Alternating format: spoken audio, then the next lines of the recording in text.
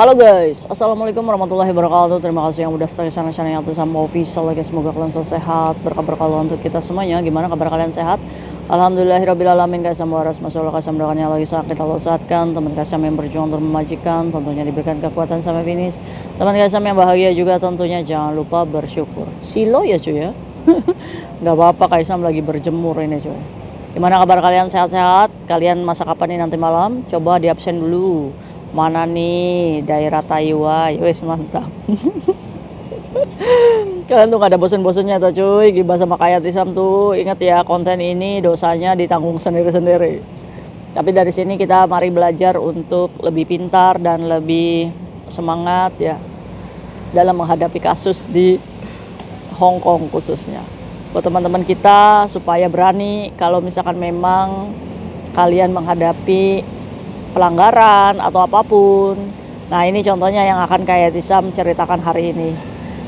Jadi kalau misalkan kalian pengen tahu ya cuy ya, ternyata saat kita ditilang di MTR, dan itu kan vaksinnya sekarang 1000 ya. Entah itu kita menggunakan kartu anak kecil, entah itu menggunakan kartu orang tua ya, nenek-nenek, entah kita itu masuk first class terus pakai Alipay, pembayarannya terus keterangannya itu bukan untuk dewasa tapi anak kecil. Nah ini yang akan kita bahas. Ternyata pengalaman si pekerja migran ini baru kemarin mendapatkan surat banding dari MTR itu bahwa bandingnya diterima, alias dendanya yang 1000 Hong Kong dolar ini dikembalikan ke pekerja migran ini. Keren gak sih? Jadi kayak Sam ini mau ya men-sharing kepada kalian. Ini tergantung bagaimana kalian menyikapi pelanggaran kalian gitu kan. Apakah akan mencontoh si pekerja migran ini untuk berani mensurati MTR? Karena buat si pekerja migran ini kayak Sam 1000 Hong Kong dolar, kita tuh kerja dengan gaji segini, tiba-tiba kita kan tidak disengaja melakukan hal itu. Jadi ya berusaha untuk ikhtiar supaya uang 2 juta itu kembali gitu coy. Oke, gimana sih ceritanya? Nah ini bisa dicontoh ya untuk kalian. Kita sebut aja pekerja migran ini Mbak A ya. Jadi Mbak A ini pada tanggal 27 bulan lalu dia ini ditangkap cuy oleh petugas MTR. Itu biasanya dia ini menggunakan pembayaran melalui Alipay. Kan Alipay itu kan bisa ya untuk masuk MTR ya sekarang ya. Nah buat di Indonesia MTR itu apa? MTR itu kereta cepat ya cuy ya, transportasi yang ada di Hong Kong ya. Ini buat teman-teman Kaisam yang ada di Indonesia, mungkin nggak tahu MTR itu apa sih Kaisam. Nah itu kereta cepat, transportasi umum di Hong Kong ya. Jadi sekarang pembayaran MTR itu bisa menggunakan kartu, bisa menggunakan Patadong atau menggunakan Alipay. Nah kemarin kasusnya ada anak baru beli kartu, ternyata kartunya warna biru, ternyata itu anak kecil. Saat tut itu bunyinya udah berbeda cuy. Kalau kartu itu tidak kartu untuk anak kecil itu beda bunyinya sama kartu dewasa. Kalau kalian nggak percaya coba aja, tapi jangan dicoba, nanti dapat pelanggaran ya. Jadi si pekerja migran ini yang kayak Sam ceritakan, ini pembayarannya melalui Alipay cuy. Cuma Alipay itu kan keluar barcode ya. Ternyata di barcode itu di situ ada keterangannya itu untuk anak kecil, untuk dewasa, atau untuk nenek-nenek gitu kan, atau orang tua. Nah si pekerja migran ini nggak ngeh cuy kalau Alipay-nya ini menggunakan barcode yang keterangannya untuk child gitu kan, untuk anak kecil. Nah dia ini pas masuk dari MTR Taiwan ya, tetangga kayak Tisam di sini ya, dia masuk tuh bunyinya berbeda. Petugas udah langsung nyergap ini. Udah lagi sakit kayak Sam, saya tuh pengen ke dokter, padahal saya tuh mau ke Saukewan deket situ kan. Ya kita nggak tahu ya, musibah nggak ada yang tahu ya cuy ya.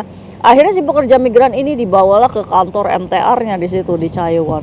Akhirnya si pekerja migran ini berusaha ngedebat, ya saya nggak tahu kata MTR-nya.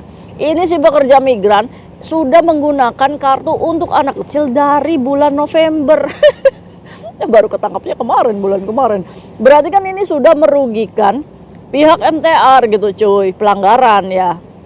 Tapi si pekerja migran ini, kalaupun saya harus membayar, saya nggak mau membayar 1000 pak. Saya mau membayar berapa denda yang sudah saya keluarkan aja. Oh ya nggak bisa katanya, kamu harus bayar vaksin. Akhirnya surat tilang itu dikeluarkan sama petugas MTR. Udah nangis-nangis sama majikannya. Karena pekerja migran ini nggak bawa duit 1.000, akhirnya MTR ini memberikan kebijakan 14 hari untuk menyelesaikan pembayarannya ya cuy ya. Jadi kalau kalian didenda nggak punya duit nggak usah panik, karena MTR itu memberikan kebijakan 14 hari ke depan. Tapi dalam 14 hari kalian harus membayar denda ya, supaya denda itu tidak berbunga-bunga. Karena denda di Hong Kong itu berbunga cuy kalau kalian tidak segera membayar.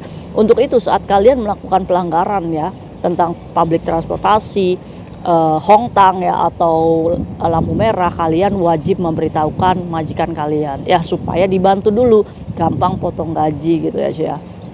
Akhirnya ya mau nggak mau pekerja migran ini karena disuruh bayar 1.000 dan udah telepon majikannya, terus kata majikannya wis nggak apa-apa katanya. Akhirnya surat tilang ini dibawalah sama pekerja migran ini, ceritalah sama Kaisam, kesel saya Kaisam, ya udah dibayar aja dulu ya kan. Akhirnya dibayarlah cuy, keesokan harinya dibayar ke customer service MTR-nya di situ. Ditut kita kan sudah bayar nih denda 1.000, otomatis clear ya datanya, dia sudah tidak menunggak denda pelanggaran itu. Jadi akhirnya diberikan surat transaksi di situ, nomor tilangnya berapa dan sudah membayar seperti itu ya cuy ya. Akhirnya si pekerja, aduh goyang cuy kena angin. Jadi akhirnya si pekerja migran ini punya inisiatif, karena dia ini nggak mau ya kan, merasa kecewa gitu kan, kok bisa saya harus bayar 1.000 gitu aja gitu kan. Jadi surat pembayaran itu cuy, dia ini mengirimi surat kepada pihak MTR-nya. Di situ kan ada nomor tilangnya, terus di situ juga ada alamat MTR-nya ya kan. Akhirnya si pekerja migran ini pulang ke rumah, dia menulis surat di mana kepada perusahaan MTR Hong Kong ya kan, dia nama ini, Hong Kong ID ini, nomor visa ini, terus nomor tilangnya ini, mengajukan peninjauan ulang. Mohon kepada pihak MTR untuk meninjau ulang kasusnya, dikarenakan ini isi suratnya seperti itu, dikarenakan saya melakukan pelanggaran tersebut tidak dengan kesengajaan, asal dengan pertimbangan gaji saya yang seadanya seperti ini gitu kan, cuma pas-pasan Pak, masa iya saya harus didenda 1.000, saya sangat keberatan sekali. Mohon kepada pihak MTR untuk meninjau ulang dan kasusnya lah seperti itu ya cuy ya. Nah ini bagus nih, kadang si pekerja migran ini kan kadang ya dengan watak orang Indonesia, ya udahlah 1.000 lah nggak apa-apa lah, hitung-hitung sial. Tapi enggak nih, dengan pekerja migran ini dia berusaha mendapatkan kembali, karena dia merasa saya kerja kayak saya sangat rugi sekali harus membayar 1.000 ya kan, 2 juta ya cuy ya. Ini bukan berarti masalah pelit dan enggaknya, tapi ini adalah ilmu. Oh ternyata kita bisa loh banding ke perusahaan MTR ya. Akhirnya cuy, saat ditilang tanggal 27, tanggal 30 dia surati MTR ya itu tadi, untuk dibelas kasihani, meminta kebijaksanaan dan semoga uangnya itu bisa dikembalikan gitu. Tapi dia melakukan pembayaran pelanggarannya dulu cuy. Akhirnya 7 hari kemudian ada surat balasan nih yang diterima oleh pekerja migran ini. Pas dibaca, kami sudah menerima suratnya katanya, perusahaan kami akan meninjau kembali dengan kasus tilang seperti ini ya. Jadi si MTR ini akan meninjau kembali cuy kasus si pekerja migran ini 7 hari setelah dia surati cuy. 7 hari kemudiannya ada balasan lagi dari MTR. Ini kan berarti kan menyurati sebuah perusahaan di Hong Kong, walaupun kita statusnya domestic helper, itu pasti akan didengar gitu cuy. Jadi kalian tuh nggak usah ngedrop, nggak usah panik atau ngerasa rendah banget gitu kan status kita domestic helper. Akhirnya 7 hari kemudiannya dapat surat balasan lagi, katanya bandingnya atau permohonannya itu diterima oleh pihak MTR dan akan memberikan kembali uang 1.000 itu dalam bentuk FPS ke nomor akun cuy. Keren gak sih? Good menurut Kaisam. Kapan nih teman-teman kita menjadi pintar dan berani seperti ini ya kan? Tapi saya Kaisam, masa nulisnya pakai bahasa Indonesia, kan ada Google Translate. Kita ibaratnya nulis diary gitu kan, tapi bukan berarti panjang kali lebar juga ya kan. Intinya minta dikasihani, minta dibelas kasihan, dan kita juga melakukan pelanggaran itu tidak disengaja gitu kan. Dan untuk itu uang segitu tuh buat domestic helper tuh sangat banyak ya kan. Akhirnya MTR kasihan juga sama domestic helper ini. Dan kayak yang paling penting adalah doa. Jadi doa tuh, ikhtiar, usaha, doa, ya itu kan yang dijanjikan Allah ya kan. Berarti janji Allah nyata. Usaha aja dulu banding, ya kan, dikabulnya Allah sendiri yang memberikan dengan cara kekuatan doa. Keren ya. Jadi uangnya dikembalikan melalui FPS bank account ya cuy ya. Dari pihak MTR-nya itu dikembalikan lagi ke pekerja migran 1.000, karena dia juga sudah meninjau kembali juga kan, karena dia juga sudah membayar dulu gitu kan sebagai warga pemegang ID kan. Walaupun kita domestic helper, kita taat peraturan saat denda tilang itu ya, kita bayar dulu baru kita melakukan banding dan di approve. Keren.